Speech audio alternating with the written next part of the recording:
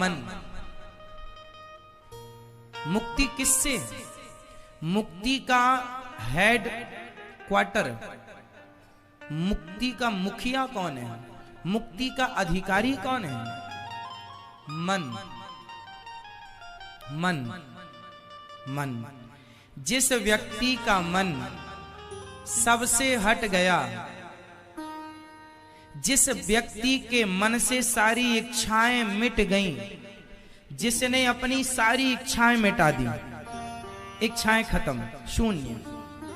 अब जिसके अंदर कोई इच्छा ही नहीं है, फॉर एग्जाम्पल समझने की, इमेजिन करो कि आपके अंदर कोई इच्छा ही नहीं। एक इमेजिन कीजिए, कल्पना कीजिए, एक दृश्य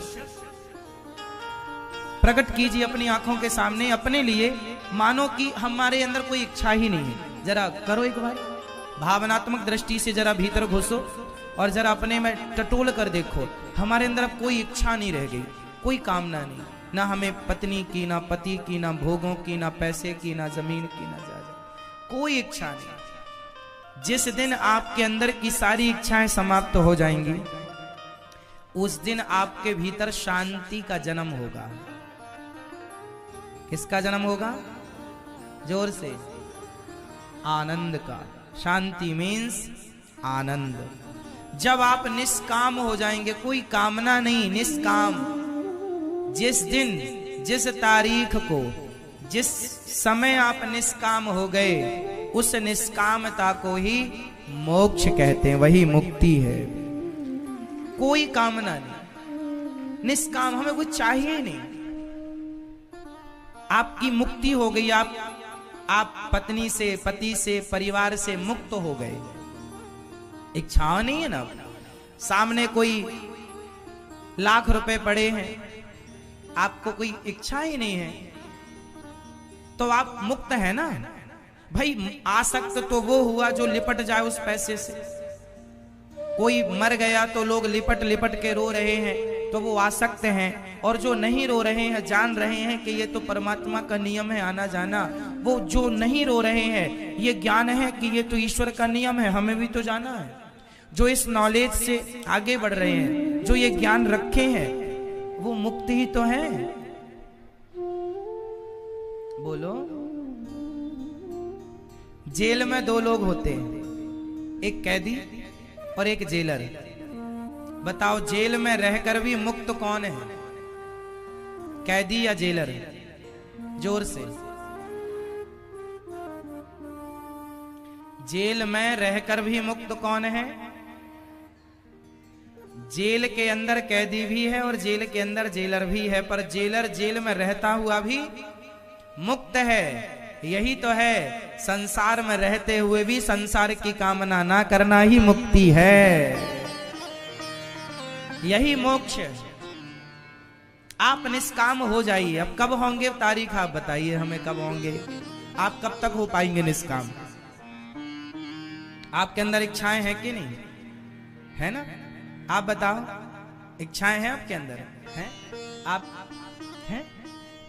अभी तो आपकी इच्छाएं शुरू हुई हैं बेटा, अभी तो बहुत आगे ले जाती हैं इच्छाएं। बताओ, आपके अंदर इच्छाएं हैं? बस जब तक आप अपने इच्छाओं की आखिरी तारीख नहीं बताती हो या बताते हो, तब तक आपका मोक्ष नहीं होगा। उनको जगाओ। जिस दिन आप अपने इच्छाओं की अंतिम तारीख बता देंगे, उस दिन मैं आपका मोक्ष बता दूंगा। इसलिए अच्छा एक बात बताओ, सिंपल कॉमन सेंस है ये, समझने की बात है। हम बहुत इच्छाएं भी रखें और रखते ही हैं, बताओ इन इच्छाओं से हमारा लाभ क्या है? हमें गाड़ी मिले, हमें बंगला मिले, हमें ये मिले, हमें वो मिले, क्या करोगे? एक सामान्य सी बात मैं आपको बताता हूं। हमारी यजमान जी, आपसे एक सवाल है। आपके पास पैसा है?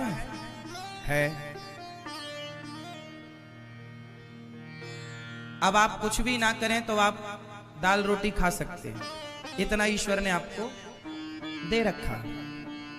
और ये सवाल सबसे है, बहुत ध्यान से सुनिए। सवाल से बहुत बड़ा अमृत निकलेगा। समुद्र मंथन के बाद क्या निकला था?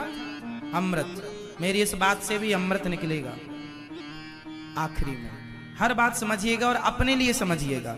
मैं आप सबके लिए बोल रहा हूं, यजमान जी को मध्य में रख के बोल रहा हूं ताकि सब लोग समझ पाए।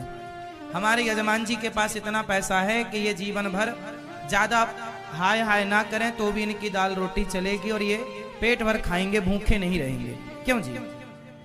इतना ईश्वर ने दिया है। फिर भी आपके पास ऑलरेडी इतना पैसा है कि आप अब कुछ भी ना करें तो आपकी दाल रोटी चलती रहेगी। आपका समाज में नाम भी है, इज्जत भी है। अब बताइए, अब आपको क्या पाना शेष रह गया? अब क्या पाने की इच्छा है?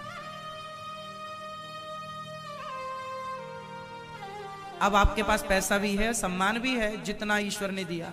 अब क्या चाहिए आपको? सबसे पूछ रहा हूं, अब क्या चाहिए आप लोगों को?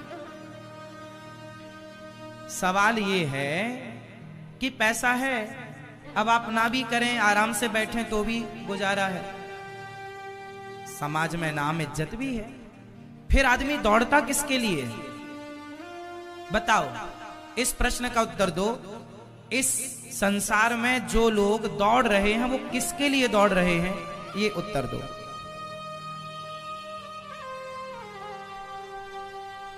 पैसे के लिए नहीं दौड़ रहे हैं, पैसा तो उनके पास ऑलरेडी है।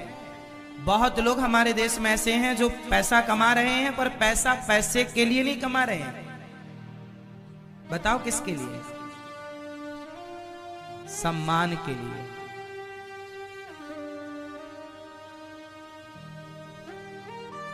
अडानी चाहते हैं, अडानी के पास पैसों की कमी थोड़ी है, पर वो चाहते हैं मैं नंबर 1 में आ जाऊं। अंबानी के पास पैसे की कमी थोड़ी है, पर वो चाहते हैं मैं 1 नंबर पर आ जाऊं। बिल गेट्स के पास पैसे की कमी नहीं है, पर वो चाहते हैं मैं।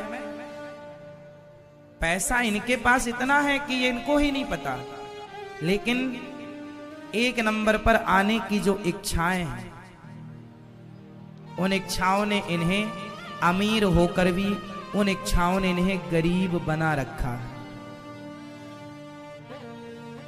1 नंबर पर आने की जो इच्छाएं हैं हर व्यक्ति के अंदर होती हैं, मैं 1 नंबर पर हूं, और वो इच्छाएं व्यक्ति को गरीब बना देती हैं। आपकी इच्छाएं आपको गरीब बनाती हैं साहब, और लोग दोष भगवान को देते हैं, भगवान ने गरीबी दी। अच्छा ये बताओ कि आप धनवान हैं, आपको इच्छाएं हैं नाम कमाने की। अब इच्छाएं आपके पास, अब आपको पैसा कमाने की इच्छा नहीं है, अब आपको नाम की इच्छा है, अब आप सम्मान चाहते हैं। अब पैसा तो आपके पास पर्याप्त हो गया, अब आप क्या चाहते हैं? मेरा भी नाम हो, मेरा भी सम्मान हो, इज्जत हो। अच्छा एक बात बताओ, इज्जत सम्मान पाने वाला व्यक्ति, पैसे की इच्छा रखने वाला व्यक्ति, सम्मान की इच्छा रखने वाला व्यक्ति सुखी है, या इन सब की इच्छाओं को कोई समाप्त कर दे तो सुखी होगा? सुख इच्छाओं का अंत करने में है या इच्छाओं को संभाल के रखने में है? बोलो क्या करें? यदि आप अपनी सम्मान की भी इच्छाएं समाप्त कर दें कि मुझे सम्मान भी नहीं चाहिए, पैसा भी नहीं चाहिए, तो आप सुखी होंगे कि दुखी होंगे? जोर से। आप सम्मान की और पैसे की इच्छाएं समाप्त कर दें। हाँ, इच्छाएं समाप्त करना है, काम तो करते ही रहिएगा अपना, इच्छाएं मत रखिएगा, बट काम करिएगा। आप यदि अपने सम्मान की और पैसे की इच्छाएं समाप्त कर देंगे तो आप दुखी होंगे या सुखी होंगे? जोर से, जोर से, जोर से। सुखी होने का मूल मंत्र यही है। आपकी इच्छाएं जब तक समाप्त नहीं होंगी आप सुखी नहीं हो सकते। आपके सुखी होने में और आपके दुखी होने में आप ही जिम्मेदार हैं, आप ही कारण हैं। 1 नंबर पर आने की जो इच्छाएं हैं वो आपको सारी जिंदगी परेशान करती। आप जहां हैं आप वहां सुखी नहीं। क्यों नहीं? क्योंकि आपकी इच्छाएं वहां से आपको आगे ले जाना चाहती हैं। और इच्छाएं ये कभी मिटने वाली नहीं है। इच्छाएं समुद्र की लहर की तरह होती हैं। इच्छाएं समुद्र की, जैसे समुद्र में एक लहर उठती है, उसके समाप्त होते ही दूसरी आ जाती है, दूसरी के समाप्त होते ही करोड़ों जन्मों से समुद्र में लहर जस की तस उठ रही हैं, समाप्त ना हुई। ऐसे हमारा जितनी बार जन्म हुआ इस धरती पर, करोड़ों बार जन्म हो चुका, हम भी करोड़ों बार जन्म लेकर इन इच्छाओं का अंत ना कर पाए। यदि आज समझ आ गई है तो आज अंत कर दीजिए अपनी इच्छाओं का, वरना ये इच्छाएं आपका अंत कर देंगी। इसलिए मरने के पहले अपनी इच्छाओं को मारने वाला व्यक्ति श्रेष्ठ होता है। मौत हमें मारेगी, मौत हमें एक दिन मारेगी, पर मौत के हाथों हम मर जाएं ये तो मरना ही पड़ेगा, पर मरने के पहले हम अपनी इच्छाओं को मार दें। जो अपनी इच्छाओं को मार देता है ना, वही सत्य है। मीरा रैदास रस खान हो जाता है। अच्छा बताओ, संसार सच्चा है कि झूठा है? और जो इच्छाओं को नहीं मारता, मैया चला लो मोबाइल, मेरी माँ। हाँ, आप ही चला रही थी। बताओ संसार सच्चा है कि झूठा है? सच्चा कि झूठा? जोर से हाँ मैया बताओ। ओ पीछे वाली मैया, संसार सच्चो है कि झूठो है? हाँ झूठा है। कैसे झूठा है? संसार झूठा है। कैसे कैसे झूठा है? जैसे जादूगर का खेल, जैसे जादूगर की जादू हमें दिखती तो सच्ची है पर होती झूठी है। जादूगर की जादू दिखने में तो सच्ची होती है पर होती झूठी है। जादूगर जादू से धूल का कुमकुम बना देगा, रस्सी का सांप बना देगा, एक बच्चे को जाल में बांध करके और उस बच्चे को कबूतर बना देता है, सांप बना देता है। जादूगर का जादू दिखने में असली है पर है झूठा, दिखता सच्चा है पर है। उसी प्रकार ये संसार भी एक जादू है। ये दिख रहा है सच्चा, सच जैसा दिख रहा है पर है एक नंबर का झूठा। अब बताओ कैसे झूठा है? सुनो ना। गर्मियों के दिन में सड़क में आप जब गाड़ियों से जाते हैं तो सामने ऐसा लगता है पानी भरा है। सड़क में सामने ऐसा लगता है ना कि पानी भरा है, पर आप जाते हैं तो वहां पानी जैसा दिखता है, पानी होता नहीं है। उसी तरह संसार कितना झूठा है।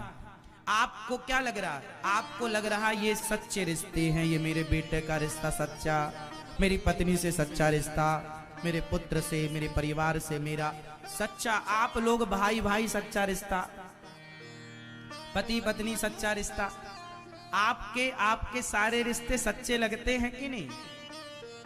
मेरी पत्नी सच्ची है, मेरा पति सच्चा, मेरा बेटा सच्चा, मेरा परिवार सच्चा है, मेरा सच्चा रिश्ता है। ये सारे रिश्ते सच्चे दिखते हैं बट होते झूठे। यदि ये बहन देखो सो गई क्या?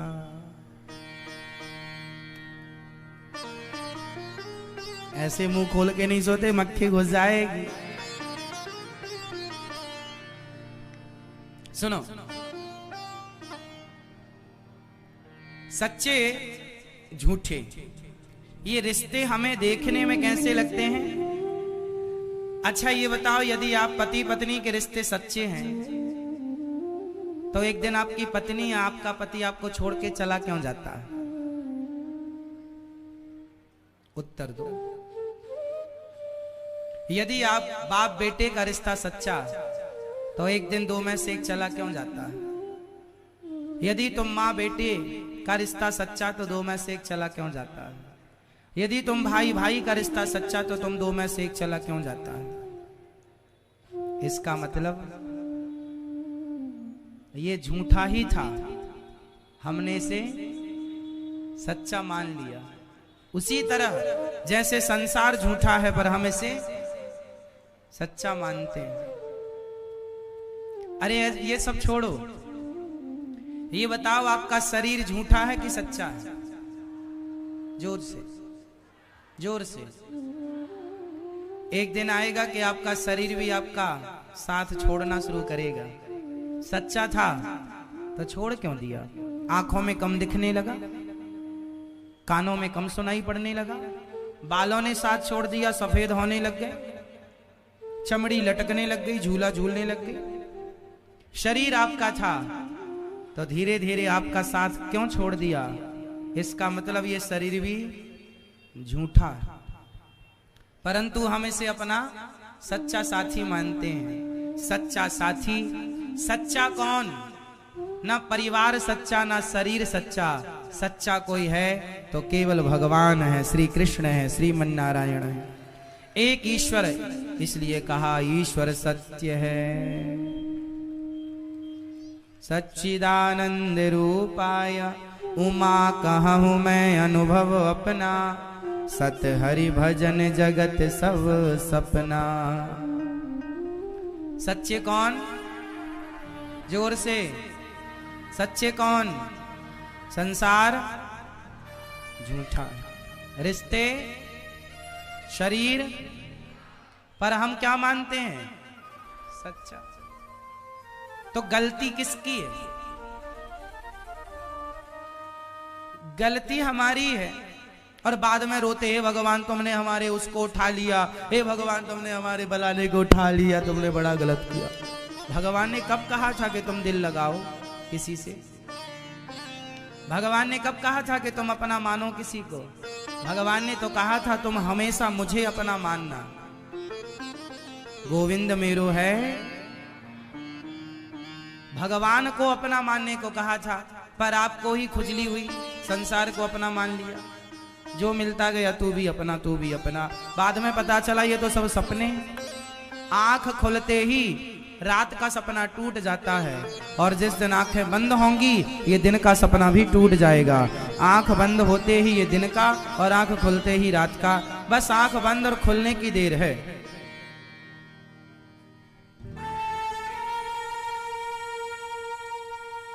हाँ या ना? आप लोगों की आंखें खुली हैं कि बंद हैं? जोर से। आपकी आंखें खुली हैं कि बंद हैं? आपकी आंखें खुली हैं कि बंद हैं? आप सब पीछे वाली मैया बताओ, आपकी आंखें खुली हैं कि बंद हैं? जोर से। बहुत लोगों की अभी भी बंद है। जो अभी भी संसार को अपना मान रहे हैं, जो अभी भी संसार को सच्चा मान रहे हैं, उनकी आंखें बंद हैं। आंखें उन्हीं की खुली हैं जो भगवान को अपना मानने लग गए हैं। बस कृष्ण मेरे हैं, मेरे तो गिरधर गोपाल दूसरों ना, एक कृष्ण के सिवा। अच्छा, इसका मतलब ये मत सोच लेना कि अब हम जंगल चले वहीं भजन करेंगे ना, मेरा अर्थ ये बिल्कुल नहीं है। मैं ये कहना चाह रहा हूं कि संसार में रहो, जिम्मेदारियां पूरी करो, पर संसार को अपना मत मानो, ये झूठा है। हाँ या ना? जिम्मेदारियां पूरी करो, काम पूरा करो, पर अपना किसे मानो? भगवान को। ये व्यवस्था है। पैसा कमाओ, नाम कमाओ, इज्जत कमाओ, धन का धर्म से जोड़कर धन का सदुपयोग करो, परिवार की सेवा करो, सब कुछ करना सही है, पर जो आपका अटैचमेंट होता है, जो एक आसक्ति हो जाती है, वो आसक्ति के लिए मना कर रहे हैं। शरीर से जो मोह हो जाता है, परिवार से जो मोह हो जाता है, उस मोह में नहीं उलझना। बाकी व्यवहार जगत में सब करो, है ना? जंगल नहीं जाना, परिवार पत्नी के साथ रहो, पर भोगी बनकर नहीं, भक्त बनकर, योगी बनकर के रहो, ये निवेदन है। पुत्र के साथ रहो, मोही बनकर नहीं, निर्मोही बनकर रहो। पुत्र के साथ, बहू के साथ, पोते के साथ, पोती के साथ रहो, पर मोही बनकर नहीं, निर्मोही। मोह नहीं हो, भगवान में मन हो, बाकी व्यवहार संसार से हो। ठीक है, किस किस को बात समझ में आई हाथ उठा लो। अच्छा, आप बहुत समझदार हैं, जल्दी समझ गए। जो आप आधा घंटा में समझ गए ना, लोग सारी जिंदगी नहीं समझ पाते, इतनी इतनी सी बातें। हाँ या ना? चलो अभी बहुत कुछ समझेंगे आप लोग। ये तो भागवत जी के पहले श्लोक की भी व्याख्या भी पूरी नहीं हुई, अभी आधे श्लोक का आधा श्लोक है ये। सच्चिदानंद रूपाय, केवल इसकी व्याख्या सुनी आपने, उसमें भी केवल एक चरण की सत्य, इसकी ईश्वर सत्य संसार झूठा, ये व्याख्या। अब चित्त की व्याख्या। चित्त मीन्स प्रकाश, ईश्वर सब में व्याप्त है। बताओ भगवान कहाँ रहते हैं? मैया भगवान कहाँ रहते हैं? आप बताओ भगवान कहाँ रहते हैं? हा? सब जगह। आप बताओ, आपने भगवान को देखा? नहीं। आपने भगवान को देखा? आपने भगवान को देखा? नहीं। आपने भगवान को देखा? नहीं। आपने भगवान को देखा? आपने भगवान को देखा? नहीं। आपने भगवान को देखा? दादाजी आपने भगवान को देखा? आपने भगवान को देखा? चश्मा वाले भैया पीले? नहीं। आपने भगवान को देखा? नहीं। आपने भगवान को देखा? नहीं। आपने भगवान को देखा? ये सो रहे हैं तो जगह, बोलो हमारी तरफ देख के सो रहे हो। भगवान को देखा आपने? नहीं देखा। चलो, आप में से बहुत लोगों ने बताया कि हमने भगवान को अभी तक नहीं देखा, तो आपने भगवान को देखा? नहीं। तो आप ये बताओ कि आप लोग जगन्नाथ जी जब गए थे दर्शन करने, तो किसको देखने गए थे? जगन्नाथ जी का दर्शन करने गए थे। जगन्नाथपुरी कभी गए हो? जगन्नाथ जी का दर्शन किया है? तो कौन है जगन्नाथ जी? कौन है जगन्नाथ जी? कौन है? भगवान है। तो हम भी तो वही पूछ रहे हैं कि आपने भगवान को देखा? आप कह रहे नहीं देखा। तो जगन्नाथ जी के पास गए थे तो क्या देखने गए थे? उड़ीसा गए थे तो क्या देखने गए थे? मूर्तियां दिखी वहां पर, लकड़ी दिखी वहां पर, क्या दिखा? कौन है वो? जगन्नाथ जी कौन है? भगवान है। वही भगवान है, वही रूप है भगवान का, निराकार रूप है वो। आप लोग बिहारी जी का दर्शन करने गए कि नहीं? जाएंगे। कौन है वो? भगवान है। और आप फिर कहेंगे कि हमने भगवान को नहीं देखा। कमी भगवान में नहीं है, कमी हमारे खोपड़ी में। यहां हम ये मान चुके हैं कि ये पत्थर है, हम ये मान चुके हैं कि ये मूर्ति है। हम मूर्ति के रूप में मूर्तियों को देख रहे हैं, इसलिए मूर्तियों में मूर्तियां तो दिख रही हैं, भगवान नहीं दिखते। काश हम भगवान के भाव से देखें कि ये मूर्ति नहीं, ये भगवान है, तो भगवान का दर्शन होगा। जागी रही भावना जैसी, प्रभु मूरत देखी तिल तैसी। जगन्नाथ जी कोई मूर्ति नहीं है, वह प्रत्यक्ष भगवान है। बिहारी जी कोई मूर्ति नहीं है, वह गौरी गोपाल भगवान कोई मूर्ति नहीं है, वह प्रत्यक्ष भगवान है। और भगवान को हम मूर्ति के रूप में देखते हैं तो मूर्ति दिखती है हमें। भाई आप जो देखना चाहते हैं वो दिखता है आपको। आपने कभी उसमें, आपने कभी देखा नहीं, और कैसे देखें आप? देखने के लिए भी तो आंखें चाहिए ना। और आपने थोड़ी देर पहले कहा ही है कि हमारी आंखें बंद हैं, तो बंद आंखों से कैसे देखेंगे? भगवान को देखने के लिए आंखें कौन सी चाहिए? भगवान से इतना प्रेम हो, मिलने की उत्कंठा हो। देखो, अच्छा बताओ, कौन सा भोजन ज्यादा स्वादिष्ट है? स्वाद किस में होता है? किस पकवान में ज्यादा स्वाद होता है? खाने में ज्यादा स्वादिष्ट क्या है ये बताओ?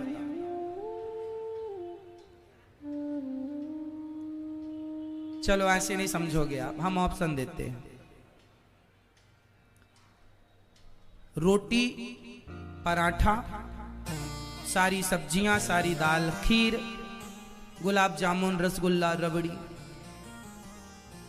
इनमें ज्यादा स्वाद होता है या फिर आपकी भूख में?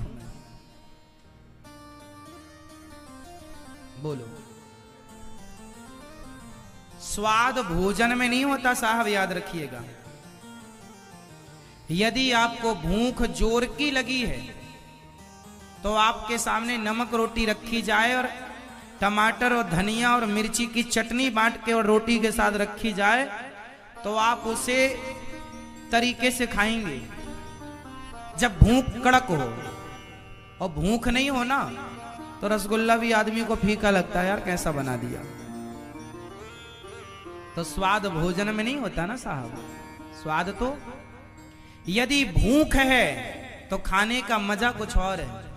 उसी प्रकार भगवान को पाने की इच्छा है तो दर्शन का मजा कुछ और होगा। आपके अंदर दर्शन की चाह नहीं होती और आप भगवान से मिलने की, प्राप्त करने की इच्छाएं नहीं है, आप जाके खड़े हो जाते हैं तो आपको मूर्ति दिखाई पड़ जाती है। उस भाव से आप मंदिर जाते ही नहीं। भगवान को पाने हम मंदिर जा रहे हैं, भगवत प्राप्ति से इस भाव, इस विचार से दर्शन करने जाएं तो आपका नजरिया बदलते ही वहां आपको कुछ और दिखाई पड़ेगा। वहां मूर्ति नहीं, वहां मुस्कुराते हुए जगन्नाथ जी दिखाई पड़ेंगे, वहां पलकें झपकाते हुए जगन्नाथ जी, वहां आपसे लाड लड़ाते हुए जगन्नाथ जी, वहां आपसे नयन मिलाते हुए बिहारी जी का दर्शन होगा। कभी उस भावना से मिलो तो सही साहब। अरे मिलना भी कई प्रकार का होता है साहब, है ना। एक मिलना, अरे भाई दूर से राम राम कैसे हो, ठीक ठीक चलो चलो। एक मिलना ये होता है दूर से राम राम ठीक हो, हाँ बढ़िया चलो। एक मिलना ये होता, और एक मिलना बड़े भाव से मिलने आए हैं, बचपन का दोस्त है, आप भी बेचैन हैं उससे मिलने के लिए, वो भी बेचैन है, और जब आप मिलेंगे ना तो बिना गले लगाए आप रहेंगे नहीं। एक मिलना ये है। तो जब मिलन की उत्कंठा होती है ना तब मिलने का स्वाद ज्यादा होता है। बोलो हाँ या ना। जब मिलन की उत्कंठा हो तो मिलने का स्वाद कुछ और होता है, वरना फॉर्मेलिटी पूरी होती है। अरे भाई ठीक ठीक ठीक, ऐसे बिहारी जी के पास गए, हाँ बिहारी जी अच्छे हैं, ठीक ठीक चलो चलो भाई, ये माला लिया है भगवान जी की तरफ फेंक दिया, लो भगवान जी, लड्डू पेड़ा लिया फेंक दिया भगवान जी की तरफ। ये क्या है? ये औपचारिकता कर ली आपने, ये प्रेम नहीं है। प्रेम होंगे ना तो बिहारी जी पर नजर पड़ते ही अपने आप आंखों से अश्रु की धार निकल पड़ेगी। जगन्नाथ जी से जब नयन मिलेंगे ना तो अपने आप आंसू निकल पड़ेंगे। वो मिलन है। जहां प्रेम है ना वहीं मिलने का स्वाद है, वरना बहुत लोग मिलते हैं। मिलना तो हम यात्रा पर भी, ट्रेन में बहुत लोग मिलते हैं, बस में बहुत लोग मिलते हैं, तो मिलने का क्या है? इसलिए आप लोगों ने जो कहा कि हमने भगवान को नहीं देखा, इसलिए नहीं देखा क्योंकि देखने की आज तक उत्कंठा ही नहीं जागी। आपने आज तक उन्हें देखना चाहा ही नहीं। लोग कहते हैं भगवान दिखते नहीं, साहब ये प्रश्न ही गलत है। तुमने देखना ही नहीं चाहा इसलिए भगवान दिखते ही नहीं। तुम देखना चाहो तो सही, तुम्हारी नजरों के सामने से हट जाएं, तुम जहां देखोगे वहां गोविंद का दर्शन होगा। तुम देखना चाहो, तुम देखने वाले तो बनो। अभी हम देखने वाले ही नहीं बने मेरी माँ, इसलिए वो हमें दिखे नहीं, इसलिए अभी कसर हम में है, कच्चापन हम में। भगवान से ऐसे मिलना, जब भगवान को देख करके जब आंखों में आंसू आ जाएं, बिहारी जी को देखने के बाद वहां से निकलने का, उनको छोड़ने का जी ना करे। निकल आने पर भी शरीर निकल के आए, मन उनके चरणों में ही लगा रहे, तब समझना कि आप मिल गए। वो मिलन है। मैं पहली बार जब जगन्नाथ जी गया, ये दास अनिरुद्ध, जब पहली बार जगन्नाथ जी गया तो जब पहली बार जगन्नाथ जी को मैंने देखा तो पता नहीं क्या हो गया, देखते ही, बस देखते ही रहने का मन करने लगा। और अपने आप आंखों से अश्रु की धार गिरती ही जा रही है, गिरती ही जा रही है। दर्शन बहुत देर तक जगन्नाथ भगवान का दर्शन होता रहा, होता रहा, होता रहा। और दर्शन भी मैंने आगे से नहीं किया, सबसे पीछे आपने देखा होगा गरुड़ स्तंभ है, जहां दीपक जलता रहता, उसके ठीक सामने एक बड़ा सा दरवाजा है, जहां स्वामी श्री चैतन्य महाप्रभु ने खड़े होकर दर्शन किया था। वहीं पीछे से जरा सा टेढ़ा होके आप देखेंगे ऐसे तो जगन्नाथ जी का दर्शन होगा। बस वहां ही मैं जाके खड़ा हो जाया करता था और बस टुकुर टुकुर जगन्नाथ जी को देखता रहता था। 7 दिन के लिए गया था, कथा पूरी हुई। 7 दिन बाद जब मैं आने लगा तो जगन्नाथ भगवान, आज भी मैं ये कह सकता हूं कि आज भी मैं जगन्नाथपुरी में ही हूं, अभी भी मैं जगन्नाथपुरी में हूं। मेरा शरीर लौट के आया है, मेरा मन आज भी उसी दरवाजे में चिपक कर किनारे से आज भी जगन्नाथ जी को निहार रहा। और वह शरीर आ गया वापस के कंधे, मन नहीं आया। और राधा रानी के हाथ, और मन बहुत चंचल है ना, मैंने इस चंचल मन का लाभ बड़ा उठाया है। दाने हथेली पे रख लेती और तोता खाता, और मैया श्री राधा रानी उसे बोलती जाती, शुक बोलो श्री कृष्ण,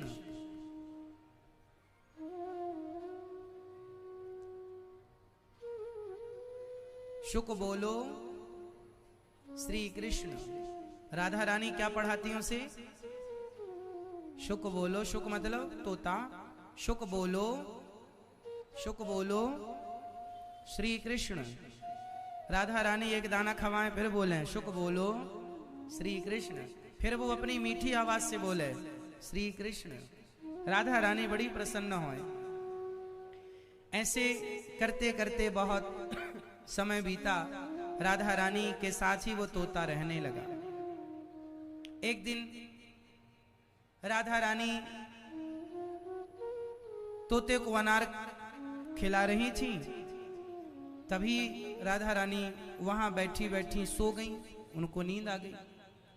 तोता बैठा, बहुत सारे तोते वहां आए तो तोते का स्वभाव है, तोतों को देखकर वो तोतों के संग उड़ गया।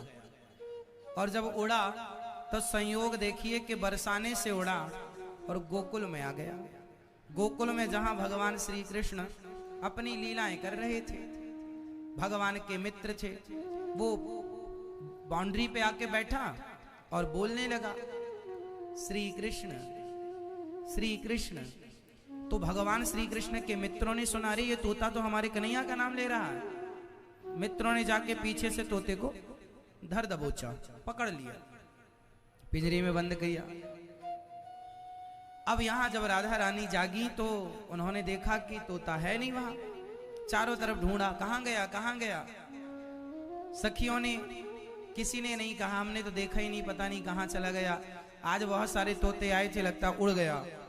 वृषभानु जी ने, राधा रानी ने कहा जब तक वो तोता नहीं आएगा मैं पानी नहीं पीऊंगी। इतना प्रिय था, मतलब श्री कृष्ण का नाम लेने वाले लोग राधा रानी को इतने प्रिय होते। तो श्री राधा रानी पिताजी से बोली तो श्री वृषभानु जी ने अपनी सेना को आदेश दिया, जाओ जहां हो पकड़ के लाओ, ढूंढ के लाओ, कहीं तो होगा। सेना चली चारों तरफ। चलते चलते जब वो गोकुल आए तो वहां श्याम सुंदर के मित्र उस तोते के संग खेल रहे थे। तो सैनिकों ने कहा कि ये तोता तो हमारे बरसाने का राधा रानी का तोता है। नहीं नहीं, ये तो अब हमारा है जो हमें मिल गया। लो भैया, वृषभानु जी को सूचना दी गई गोकुल में नंद जी के यहाँ हैं। वृषभानु जी आए, राधा रानी आई। राधा रानी बोली है हमारा शुक है। श्याम सुंदर बोले नहीं, ये तो हमारा है भाई, ये हमारा नाम ले रहा है और हमारे यहाँ आया तो हमारा है। अब नंद बाबा जी बोले वृषभानु जी से, ये बच्चों का तोता है, आप रहने दो। राधा रानी बोली नहीं, ये तो हमारा है। कन्हैया बोले हमारा है। राधा रानी की सखियां बोले हमारा है, और ग्वाल वाल बोले, कन्हैया के मित्र बोले हमारा है। नंद बाबा ने कहा अच्छा तुम दोनों छोड़ो, इससे ही पूछते हैं तू किसका है। तो तोते से पूछा श्री नंद बाबा जी ने, अरे शुक तू ही बता, तू राधा का है कि तू कृष्ण का है। सुखदेव जी, तोता बोला कि मैं श्री राधा रानी जी का हूं। क्यों? क्योंकि कृष्ण कौन है, कृष्ण का ज्ञान मुझे श्री राधा रानी ने ही कराया है, इसलिए वो मेरी गुरु हैं, क्योंकि उन्होंने मुझे कृष्ण का बोध कराया है। लो, राधा रानी लेकर चली गई। उसे फिर वही लाड़ वही प्यार मिला। तोता कभी कभी जाने का सोचा भी नहीं। अब राधा रानी को कभी छोड़ता नहीं। राधा रानी बहुत प्यार करती हैं उस तोते से, शुक से बहुत लाड़ लड़ाती हैं। एक दिन की बात है, श्याम सुंदर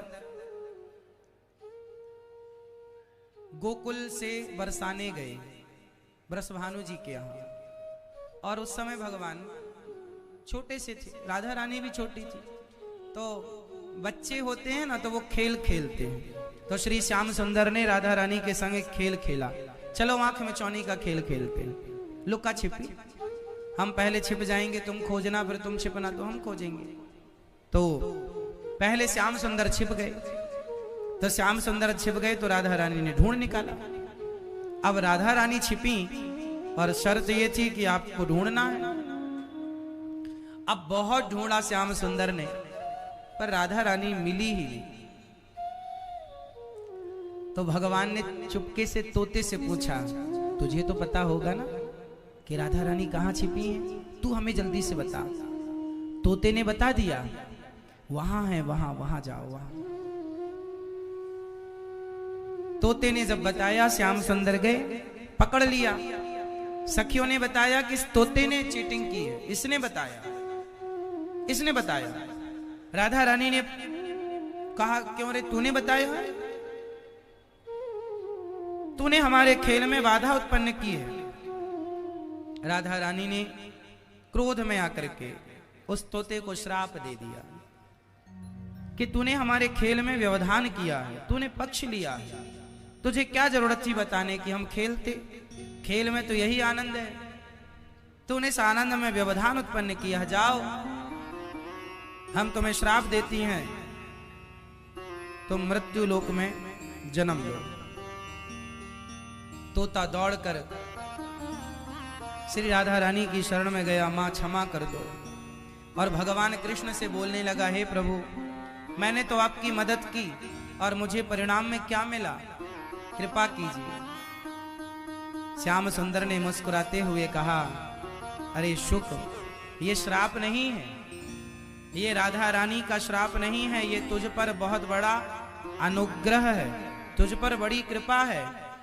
सुखदेव जी बोले, मैं कैसे रहूंगा इनके बिना, ये कृपा नहीं है, मैं तो बिछड़ जाऊंगा, पता नहीं कब मिलन होगा। सुखदेव भगवान से भगवान कृष्ण ने कहा कि जाओ, जब हम दोनों अपनी लीला पूरी करके वापस आ जाएंगे तो तुम जाना और हमारी लीलाओं का अपनी वाणी से गुणगान करना, और हमारी कथाओं का गुणगान कर करके सबके हृदय में हमारा प्रेम, हमारी भक्ति जगाना, भगवत प्रेम की स्थापना भागवत जी के रूप में करना। वही तोता सुखदेव भगवान के रूप में प्रकट भय। जब अमरनाथ के जंगल में भगवान शिव ने डमरू बजाई, सारे पक्षी भागे, वहां एक तोती ने अंडा रखा और उस रूप में सुखदेव भगवान का जन्म हुआ। और शंकर जी ने जो कथा माता पार्वती को सुनाई वो कथा तोते ने सुनी, और वही तोता शंकर जी के डर से जब त्रिशूल लेकर मारने चाहा कि तुमने चोरी से कथा सुनी है, तो वही वेद व्यास जी की पत्नी के मुख से गर्भ में चला गया और 12 साल तक अपनी माँ के गर्भ में रहकर वही सुखदेव भगवान तत्रा भवद भगवान व्यास पुत्रो, वही सुखदेव भगवान प्रकट हो रहे हैं। बोलिए सुखदेव भगवान की। यम प्रव्रजंत मनुपेत मपेत कृत्यम द्वैपायनो विरह कातरया जुहाव। गिर पड़े चरणों में। जन्म लेते ही जब चले तो व्यास जी ने समझाया, पुत्र रुक जाओ ना। वही सुखदेव जी ने राजा परीक्षित को भागवत सुनाई और भागवत सुना करके परीक्षित की सदगति की और जीव मात्र के लिए भागवत जी छोड़ कर गए कि सुनते रहोगे तो भगवत प्रेम और भगवत भक्ति के बल पर तुम्हारा भी उद्धार होता रहेगा। भगवत प्रेम प्राप्त करके ही भवसागर से तरते रहोगे। वही सुखदेव जी। सबसे पहले भागवत किसने सुनी थी? परीक्षित जी ने। सुखदेव भगवान सुनाए थे। ये वही सुखदेव भगवान है। भगवान की कथा को सुनाने के लिए उनका फिर इस रूप में अवतार हुआ। बाद में सुखदेव भगवान गौलोक चले गए। भगवान ने कहा था कि तुम कथा का प्रचार करके वापस आ जाना, तुम्हें श्राप से मुक्ति मिल जाएगी। राधा रानी ने फिर स्वीकार किया। अब वो गौलोक में फिर राधा रानी के संग अनार के दाने खाते हुए ठाकुर जी राधा रानी की सानिध्य में सुखदेव भगवान विराजे। बोलिए सुखदेव भगवान की। अब 88,000 ऋषि नैमिषारण्य में पहुंचे। इन 88,000 ऋषियों के बीच में सूत जी का आगमन हुआ और सूत जी से सावक आदि ऋषियों ने सवाल किया कि महाराज हमें कथा सुनाइए। कथा? कैसी कथा? ऐसी कथा सुनाइए जिस कथा से हमारी व्यथा मिट जाए। कथा वही तो है जो हमारे जीवन की व्यथा को मिटाए। सुखदेव भगवान सूत जी ने 88,000 ऋषियों को कथा सुनाई। अद्भुत कथा। ऐसी कथा कि सौनक आदि ऋषियों ने कहा भक्ति ज्ञान विराग आप तो विवेको वर्धते, महान हमारा ज्ञान भक्ति बढ़े, ऐसी कथा सुनाओ। ठीक है सुनाते सुनो। एक बार ये कथा सुनने देवता भी मृत्यु लोक में सुखदेव भगवान जी के पास आए। कहा कि प्रभु ये स्वर्ग का अमृत ले लो, परीक्षित जी को पिलाओ और कथा अमृत आप हमें पिलाओ। सुखदेव जी बोले ये कथा स्वर्ग का अमृत कांच का टुकड़ा है, क्वा स्वधा क्वा कथा लोके क्वा कांचा क्वा मणिर्महान। हम आपको स्वर्ग का अमृत लेकर कथा रूपी अमृत नहीं पिला सकते। अच्छा स्वर्ग का अमृत श्रेष्ठ है कि कथा श्रेष्ठ है? मैया कथा श्रेष्ठ है कि स्वर्ग का अमृत? कथा क्यों श्रेष्ठ है? अच्छा बताओ कथा आपको कैसी लग रही है? जोर से। किसकी तरह लग रही है? कथा किसकी तरह लग रही है आपको? कथा सुनने में कैसी लगती है? किसकी तरह? तब कथामृतम। कथा अमृत है। कथा क्या है? जोर से। कथा ही जब आप ध्यान से मन लगाकर कथा सुनेंगे ना तो कथा अमृत जैसी लगती है। वो प्रेम की बात है ना। क्या है कि किसी माँ का बेटा लंगड़ा हो ना तो वो लंगड़ा और अंधा बेटा भी अपनी माँ के लिए उसका राजा बाबू है। हाँ या ना? क्यों? क्योंकि माँ उस बेटे से प्यार करती है। जिस दिन कथा से प्यार होगा ना तो कथा भी तुम्हें अमृत लगेगी। ये कथा अमृत है। कथा अमृत यदि नहीं लग रही है तो उसमें भी अभी हमारे में कमी है, अभी हम कथा के रसिक बने नहीं। कथा अमृत है, स्वर्ग का अमृत भी अमृत है और कथा भी अमृत है। बताओ स्वर्ग का अमृत और कथामृत में श्रेष्ठ कौन है? जोर से। स्वर्ग का अमृत बड़ा कि कथामृत? क्यों? कथामृत क्यों बड़ी है?